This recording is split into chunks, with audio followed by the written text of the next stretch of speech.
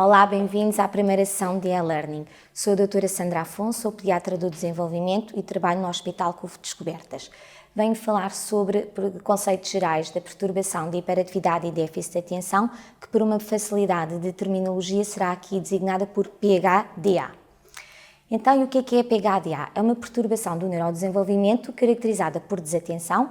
A criança tem períodos curtos de concentração, distrai-se facilmente e não consegue manter a atenção durante longos períodos.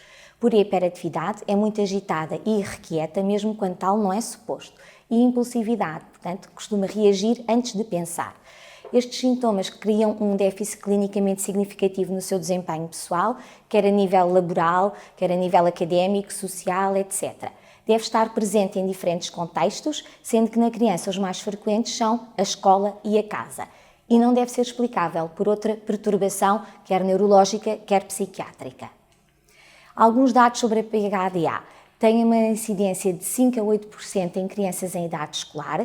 Estes valores são referentes a estudos internacionais, porque em Portugal não existem dados ainda disponíveis. É mais comum no sexo masculino e, com a idade, a irrequietude tende a ir diminuindo, mas a desatenção mantém-se. Como se vê aqui neste gráfico, a impulsividade e a hiperatividade, com o desenvolvimento normal da criança, vão diminuindo ou sendo menos relevantes, enquanto a desatenção se mantém. Por isto mesmo, podem surgir dificuldades de aprendizagem que se vão persistindo por vezes ao longo do tempo e são uma fonte de preocupação tanto para pais como para professores. Por que é que se tem PHDA? A causa é multifactorial. Contribuem fatores genéticos, neurobiológicos, pré- e pós-natais, ambientais, etc.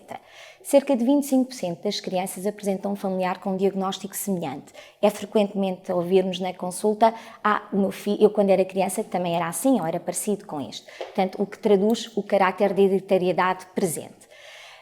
É já reconhecido que existe uma alteração funcional a nível do córtex frontal e pré-frontal, que é responsável por funções executivas, nomeadamente a capacidade de processamento, de planeamento, a memória, o raciocínio abstrato, etc. Estão também descritas alterações ao nível dos neurotransmissores, nomeadamente da dopamina, da noradrenalina e da serotonina, que são responsáveis pela atenção, pela hiperatividade e pela impulsividade, respectivamente. Fatores pré-natais que estão associados com a PHDA podem ser atribuídos, por exemplo, ao consumo durante a gravidez, quer seja de álcool, tabaco ou estupefacientes, um baixo peso ao nascimento ou prematuridade. Por outro lado, fatores pós-natais, muitas vezes são complicações do parto, traumatismos cranianos ou infecções graves do sistema nervoso central.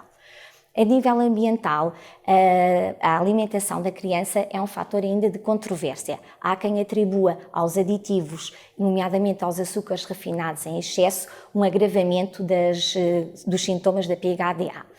A nível familiar, é já sabido e reconhecido que um ambiente destruturante e conflituoso tendem a exacerbar estes sintomas. Podemos assim dizer que a PHDA é uma perturbação de origem neurobiológica com uma componente hereditária significativa e modulada pelo meio ambiente.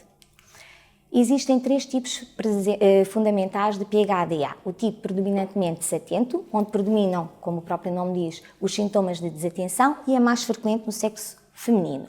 Existe o tipo predominantemente hiperativo ou impulsivo, caracterizado por sintomas de hiperatividade e impulsividade, e o tipo misto, onde se juntam e manifestam sintomas tanto de desatenção como de hiperatividade. Estes 2 últimos são mais frequentes no sexo masculino. Existem no dia-a-dia da criança alguns sinais de alerta que nos podem esclarecer e alertar para este tipo de perturbação. Sim, são crianças que habitualmente parecem não ouvir o que se lhes diz, frequentemente perdem objetos e materiais importantes para a realização das suas tarefas, ao fazerem os trabalhos de casa estão tão aliados que parecem ter a cabeça na lua, geralmente não se lembram das regras e rotinas do cotidiano, a fazerem os trabalhos demoram tanto tempo que muitas vezes não os terminam a fazer, têm alguma relutância ou mesmo recusam-se a iniciar tarefas que exijam algum esforço mental e distraem-se facilmente com estímulos irrelevantes, como por exemplo uma mosca a passar ao lado. A nível da hiperatividade e impulsividade, são crianças que geralmente no seu dia-a-dia são muito mexidas, estão sempre, parece, ligados a pilhas, portanto, ou ligados à corrente elétrica, estão sempre a correr, a pular, a saltar, dificilmente estão sentados em situações em que tal era previsto. Por esta agitação é difícil cumprirem as regras e muitas vezes adiam o início das suas tarefas. São naturalmente muito faladores, interrompendo as conversas e atividades dos outros, o que acaba por perturbar na sala de aula as outras crianças. Não conseguem esperar a sua vez de uma forma calma, portanto, agindo muitas vezes antes de pensar e antecipando as respostas, isto é, dando uma resposta antes de ser terminada a pergunta na sua totalidade. Este quadro que eu acabei de descrever, o tipo predominantemente hiperativo e impulsivo, pode muitas vezes ser confundido com uma perturbação do comportamento designada de perturbação de oposição e desafio. São crianças que dizem frequentemente o não, recusando-se ou até fazendo o contrário do que é pedido, estando em permanente desafio ou recusa em cumprir as regras. Culpam frequentemente os outros das suas ações e incomodam-nos deliberadamente. Perdem facilmente o controle, parecendo estar sempre zangados e revoltados. É de salientar também que a PHDA muitas vezes não surge isoladamente, isto é, concomitantemente, e existem outras situações que concorrem com elas, nomeadamente dificuldades específicas de aprendizagem, perturbações do comportamento, perturbações da emoção, depressão, ansiedade, etc. E que vêm sobrepor outros sintomas a estes já descritos. Para o diagnóstico da PHDA em crianças de idade escolar não existe um marcador ou exame específico. Ele é baseado em critérios clínicos que são recolhidos habitualmente na elaboração da história clínica na consulta. Para além da história clínica, é realizado um exame físico e neurológico para o despiste de doenças neurológicas. Estes critérios clínicos são definidos pela Associação Americana de Psiquiatria e estão recolhidos no Manual de Estatística e Diagnóstico das Doenças Mentais, o DSM. A versão mais atual é a quinta, que saiu em maio de 2013. E para tal, são então considerados estes critérios: 6 manifestações de desatenção ou de hiperatividade e impulsividade. Estes sintomas têm que ter uma duração superior a 6 meses, têm que ter um início na criança antes dos 12 anos de idade, têm que interferir em pelo menos 2 dos seus contextos onde ela trabalha, onde ela está, e têm que provocar um compromisso funcional, quer a nível social, académico, etc. E não pode ser explicável, como eu já tinha dito, por outra perturbação do desenvolvimento. Como vimos, o diagnóstico é essencialmente comportamental. Portanto, de um modo ideal, seria por uma observação direta da criança no seu contexto escolar ou em casa. Quando tal não é possível, recolhemos muitas vezes informações junto de pais, educadores, professores ou outras pessoas que sejam significativas na vida da criança. Podemos então utilizar os questionários de Conners, que têm 2 versões, uma para pais e outras para professores, onde são cotados comportamentos da criança entre 0 e 3. Isto permite obter um valor quantitativo final e um score que depois poderá ser usado posteriormente numa situação de reavaliação. Deve-se proceder ainda a uma avaliação psicológica individualizada, utilizando provas intelectuais de modo a definir um perfil de funcionamento da criança. É de salientar que a PHDA não corresponde a uma falta de competências, mas sim a uma falha do seu desempenho. E, portanto, são crianças que habitualmente sabem mais do que aquilo que demonstram. Por fim, e porque existem também sempre, muitas vezes, perturbações emocionais associadas, deve-se sempre avaliar a parte emocional.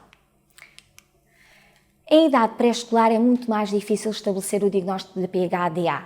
Porquê? Porque estas crianças desta faixa etária, estamos a falar entre os 4 e 5 anos, têm um comportamento característico que é muito mais variável e inconstante comparativamente às crianças mais velhas. Se olharmos aqui para esta imagem onde estão estas crianças a pularem num sofá, este comportamento pode ser aceitável e tolerável numas crianças de 4, 5 anos, mas não o será certamente numa criança de 9, 10 ou 11 anos. O tratamento assenta principalmente em 2 bases, farmacológico e psicológico. A nível do farmacológico está instituído o uso de psicoestimulantes, o metilfenidato. A indicação formal é uma PHDA do tipo predominantemente desatento, com uma disfunção moderada a grave. Existem no mercado 3 formas comerciais, cuja variação tem a ver com a sua forma de libertação do metilfenidato e que vai condicionar então a sua duração de ação, que varia entre 4 e 12 horas. Uma preocupação dos pais é, uma vez que se trata de um psicoestimulante, se posteriormente na adolescência ou na idade adulta vai criar alguma dependência de estupefacientes. Tal não se verifica. Portanto, ao promovermos até um comportamento adequado na infância, estamos a prevenir comportamentos disruptivos e de risco posteriormente. Salientar apenas também o recurso a suplementos alimentares enriquecidos com ácidos gordos ômega 3 e ômega 6, que são constituintes das bainhas das células nervosas do sistema nervoso central e que quanto mais rápida for a transmissão desta informação, maior capacidade de atenção e concentração vamos conseguir ter nas crianças. A intervenção psicológica é multimodal e assenta com o objetivo principalmente de aumentar a atenção, diminuir a requietude e a impulsividade e melhorar o comportamento, o empenho e as relações sociais. Chega assim ao fim desta sessão explicativa. Espero que a intervenção tenha sido explícita e clara o suficiente e que esta informação vos seja útil no vosso dia-a-dia se tiverem que lidar com crianças com PHDA. Muito obrigada pela vossa atenção.